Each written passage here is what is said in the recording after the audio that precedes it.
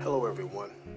Welcome to the Will to Live Initiative podcast, a new podcast where I investigate ongoing, unlawful, non-consensual experimentation on innocent men and women in the U.S. and possibly abroad. I am one of those people victimized by this atrocity, and now I am working hard to restore justice by sharing evidence and information in hopes of prompting a proper investigation. Join me in my fight and help raise awareness by tuning in and sharing this podcast with your family and friends. Over the past 3 years, I have made several pleas for help from friends and family. I've reached out to attempt to explain my situation by providing proof of what's happening in hopes of gaining your support and assistance. Now, here we are today, and it seems we have not made progress at all.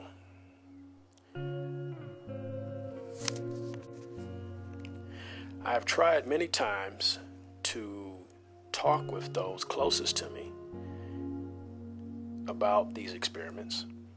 I've scheduled conference calls, Zoom meetings, started this podcast, and even tried speaking with people one-on-one.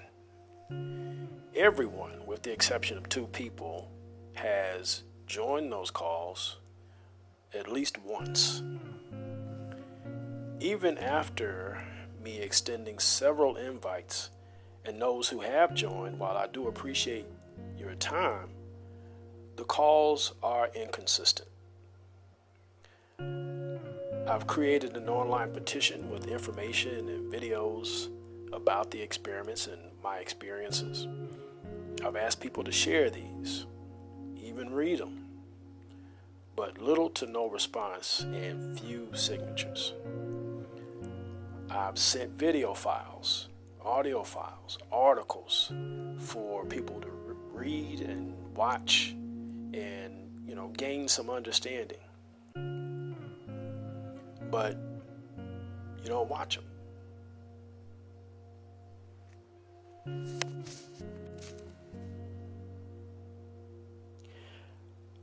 I've been racking my brain trying to figure out why this is. Asking myself, what's the problem? What am I not doing? What am I not saying? And I finally figured it out. Well, not so much figured it out as accepted what I have suspected. At first, I thought that maybe I wasn't explaining things well enough. Maybe it was too technical. Maybe it was too much information. Maybe it wasn't enough information. And for some of you, one of those reasons may be true depending on who you are. But what I've finally come to accept is this. The reason I am still trying to explain this after 3 years, the reason many of you still really don't get it is because you simply don't want to. You don't want to believe that is true. You've made up your minds that this isn't real, that there is no way this could be happening, no way this is possible. Or as one of you put it when talking to someone else that I overheard you talking to, I just don't see it.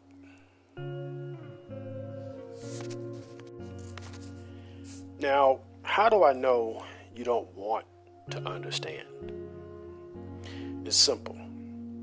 Because you have yet to make any consistent effort to understand it. Keyword being consistent effort. I've spent and still spend a great deal of time, practically all my time, gathering evidence and documenting these incidents. Doing my own investigation and research so that not only can I make sense of what's happening and understand it, but so that everyone else, from experts to the layperson, can understand what's happening also. And I believe I've done a very good job of that, given the circumstances and with very little to no resources. But none of that matters if people don't take the time to examine the evidence so that they can understand. Without making the effort, you are sure to go on being ignorant of what's happening. Look, I get it. Okay? At first glance, it really does sound unbelievable. If someone I claim to love and care about were to come to me with something like this, I would be skeptical too.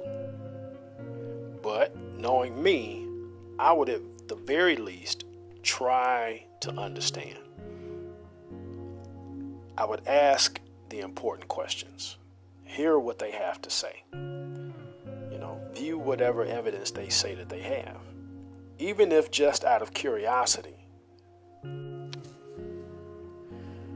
When you really think about it, you really don't have a reason to disbelieve what I'm saying to you. At least not a logical or valid reason. You not understanding is no reason to disbelieve.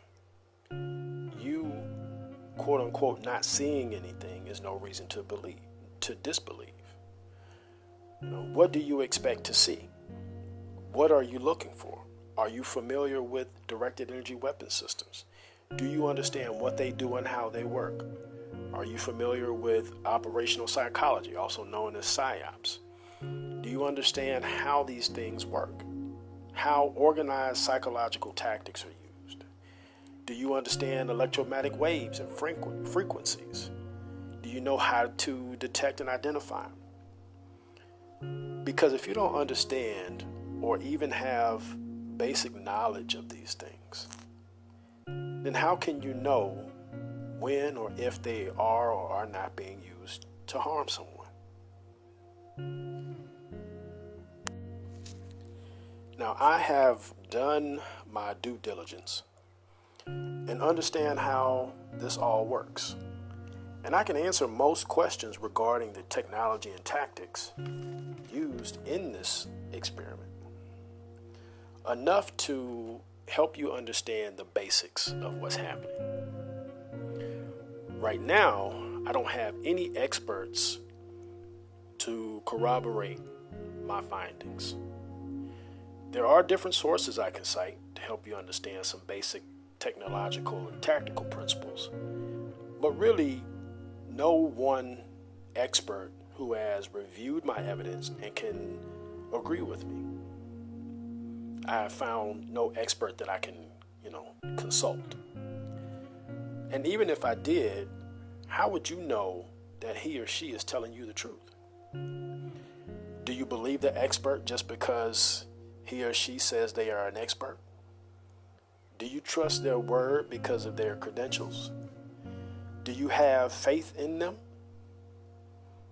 Most times an expert or a doctor can tell us something and we go with it, no questions asked, just because they said it, even without them explaining their findings, even without them going into great detail of what they're talking about. This is how researchers were able to get away with the Tuskegee experiment for 40 years. Doctors and nurses telling these men they were being treated for quote-unquote bad blood. Not that they were part of a syphilis study, but bad blood. And this went on for 40 years. Lives destroyed, families destroyed, because people trusted the experts instead of questioning them.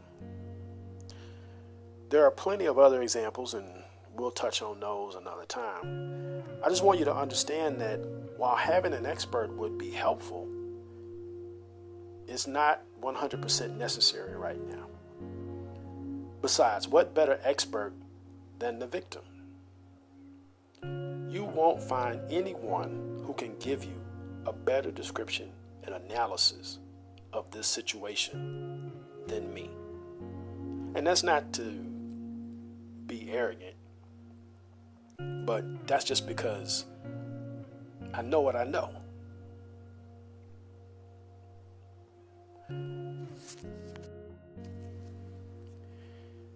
And I hope that I don't come off as chastising or really complaining.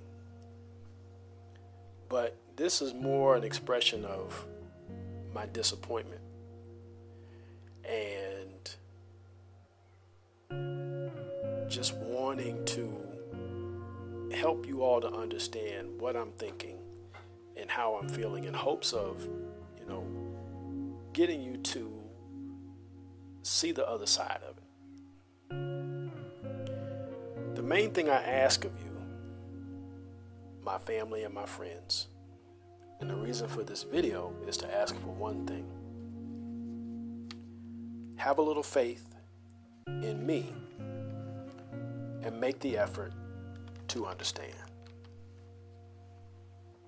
Again, all I'm asking of you, my family and friends, is to have an open mind.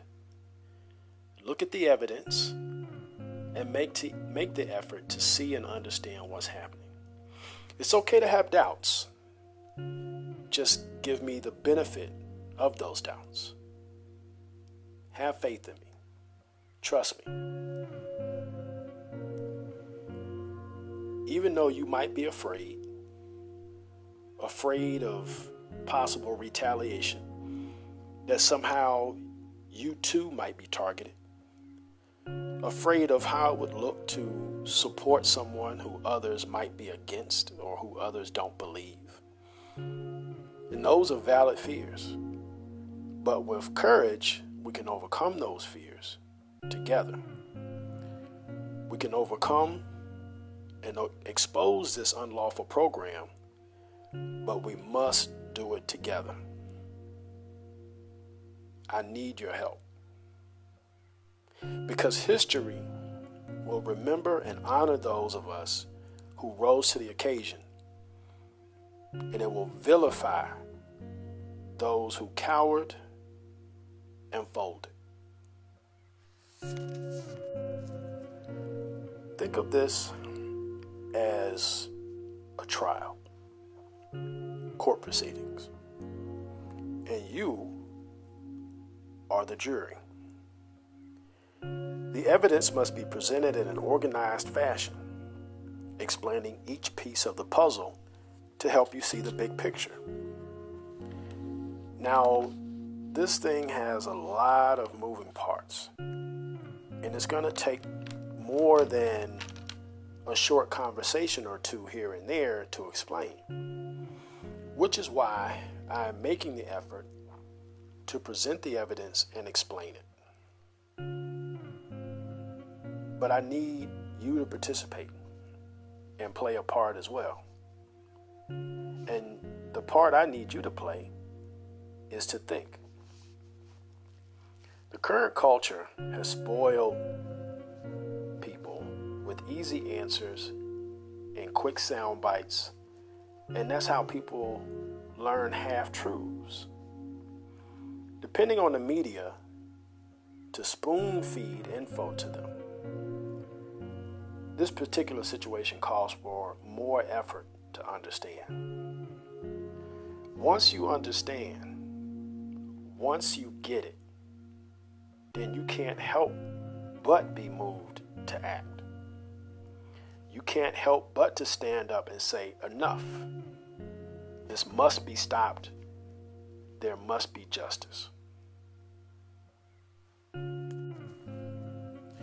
Join me in this fight for my life and my freedom.